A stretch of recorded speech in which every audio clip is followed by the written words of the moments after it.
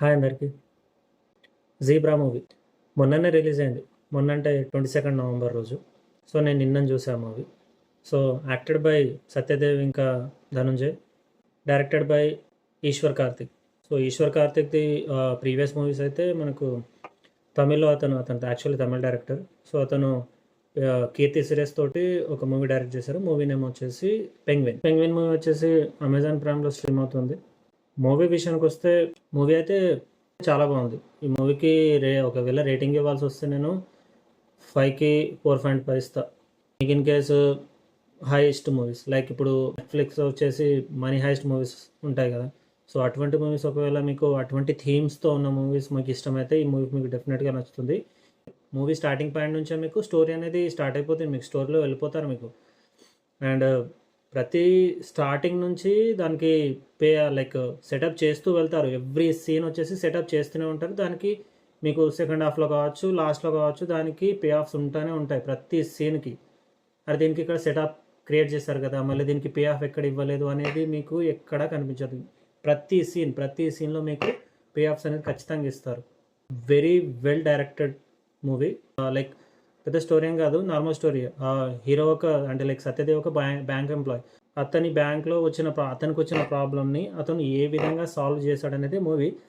So నేను actually ధనుంజయ్ని స్టార్టింగ్లో చూసి నేను యాక్చువల్లీ ఇతను విలన్ క్యారెక్టర్ అనుకున్నాను, కానీ యాక్చువల్లీ అతను విలన్ క్యారెక్టర్ కాదు. అతను కూడా ఒక సెకండ్ లీడ్.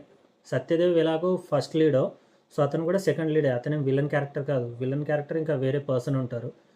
ఓకే, పర్ఫార్మెన్స్ విషయానికి వస్తే మాత్రం సత్యదేవ్ మాత్రం సూపర్. సత్యదేవ్ ఇంకా ధనుంజయ్ బాగానే చేశారు. మూవీ మాత్రం చెప్తున్నాను, మూవీ మాత్రం మీకు ఎక్కడ బోర్ కొట్టదు మూవీ. ఇది మాత్రం ప్రామిస్. నేను చెప్తున్నాను కదా, లైక్ కొన్ని మూవీస్ ఉంటాయి, ఎలా ఉంటాయంటే లైక్ నెక్స్ట్ ఏంటి జరుగుతుంది, నెక్స్ట్ ఏం జరుగుతుంది, మనం సీట్ ఎడ్జ్లో కూర్చొని మూవీస్ చూస్తాం కదా. సో ఇది కూడా అలాంటి మూవీనే.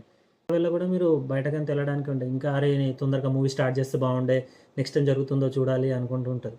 లైక్ ట్రైలర్ చూసి ఇది రీసెంట్గా వచ్చిన లక్కీ భాస్కర్ మూవీ లాగా ఉంటుంది. లక్కీ భాస్కర్కి ఈ మూవీకి అసలు మీకు సంబంధమే ఉండదు. అది వేరే జానర్, ఇది వేరే జానర్. ఆ మూవీ ప్లాట్ వేరా, ఈ మూవీ ప్లాట్ వేరా. బట్ సిమిలారిటీస్ ఏంటంటే ఇందులో వచ్చేసి హీరో బ్యాంక్లోనే వర్క్ చేస్తాడు, ఇందులో కూడా హీరో బ్యాంక్లోనే వర్క్ చేస్తాడు.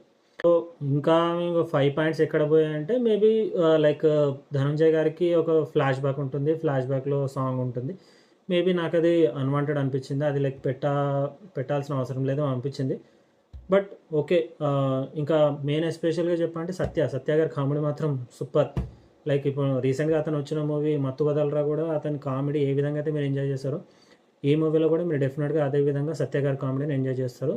ఇప్పుడు రీసెంట్గా వచ్చిన మూవీస్లో మాత్రం this is one of the movie. ఇప్పుడు రీసెంట్గా పుష్ప వస్తుంది కాబట్టి దీని మీద మేబీ అంత వాళ్ళ ప్రమోషన్ అంతగా నాకు అనిపించలేదు. నేను అబ్జర్వ్ చేసిన దాంట్లో ప్రమోషన్స్ వాళ్ళు ఏమంతా చేయలేదు. బట్ పుష్ప ఫీవర్ ఉండడం వల్ల మేబీ మూవీ మీద అంతగా బజ్ లేదేమో, కానీ మూవీ మాత్రం super. Go and watch the movie. Okay, right, thank you.